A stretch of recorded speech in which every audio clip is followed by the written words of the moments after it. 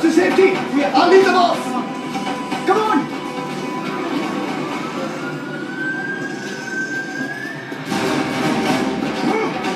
What? No.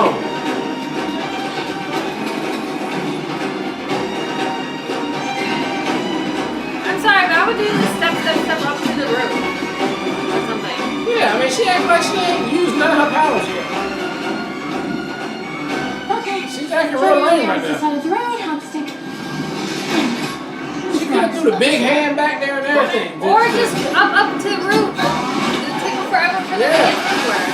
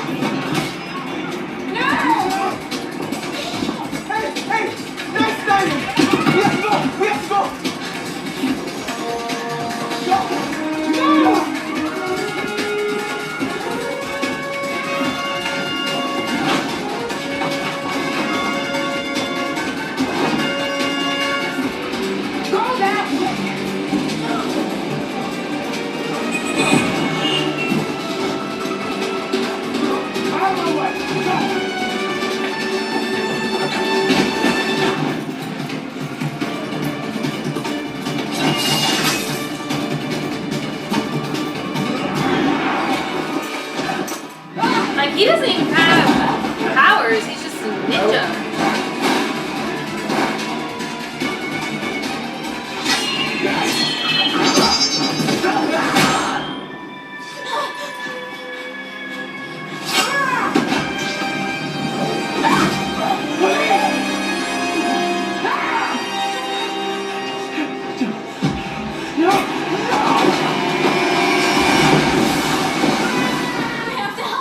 It's too late.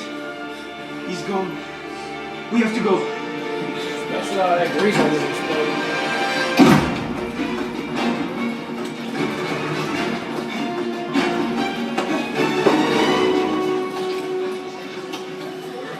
Where do we go now? It's a dead end.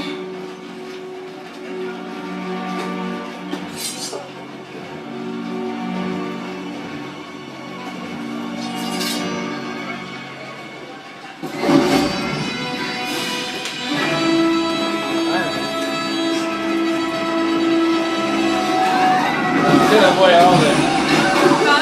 She could have avoided all this if she would have just pushed that truck out.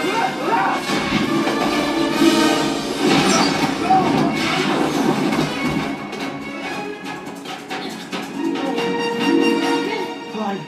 Nice one.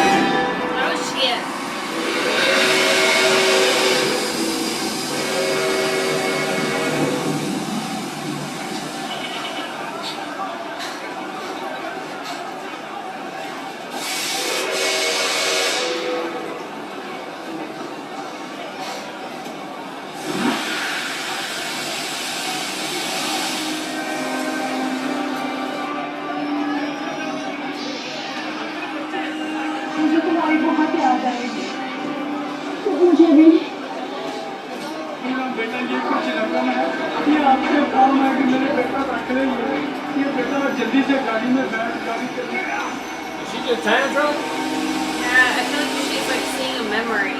Maybe a memory of the bangle of her great grandma.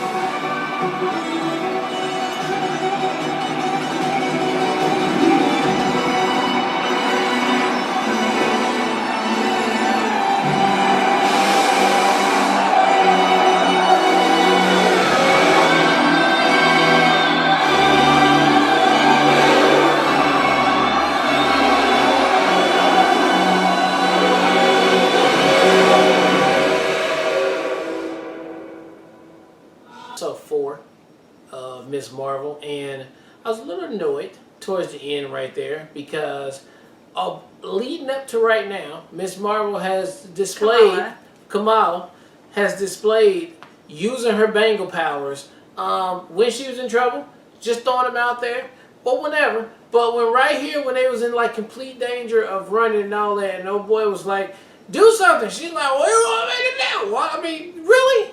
That big old hand you could have thrown out. We could have stopped the truck from coming.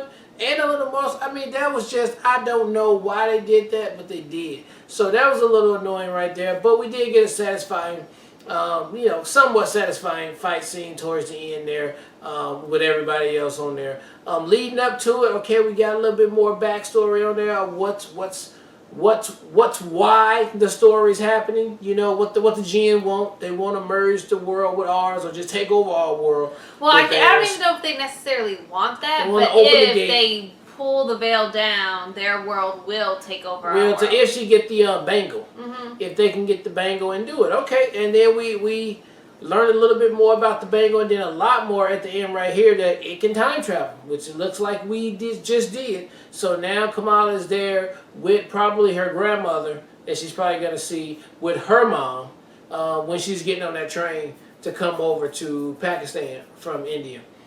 And then where do we go from there? You know, I don't know. But it's still a lot of open-ended questions on here. But a pretty good episode right here. Had some little annoyances in there, but still a pretty good episode. And can't wait to see the last 2 episodes, how we wrap this thing up.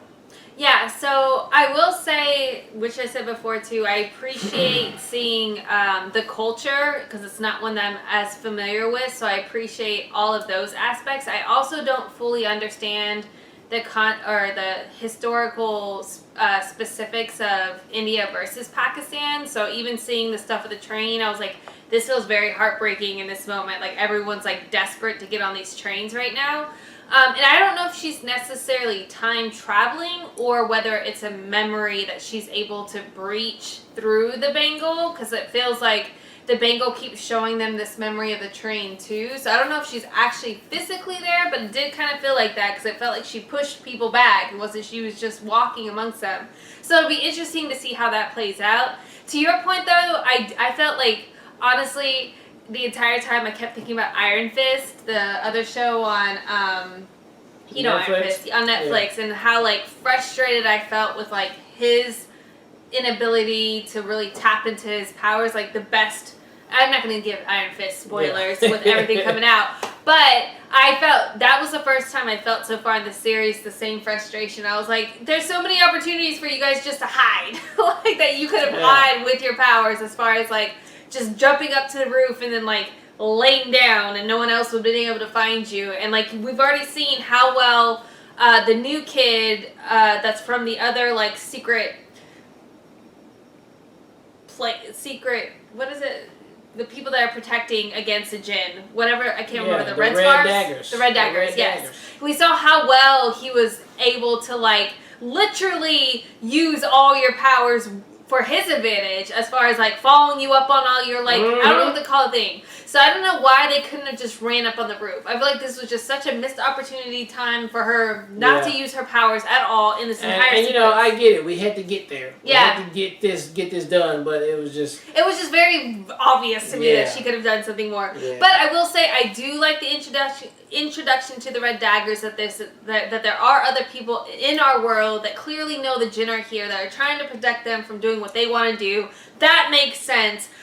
I'm sad that the main guy's already dead though, because I loved his character already. I was like, this is about to be really good, and he got killed off so quickly. And he got all the information. I know, and that's like what's frustrating too. So I don't know where it goes from here, but I do feel like this was a little bit more of a frustrating episode as far as the episodes go. Just because like I'm ready to know the things, and then like. The thing I was most hyped about of having like a direct access to another well of knowledge got killed off immediately. So I'm just like crap.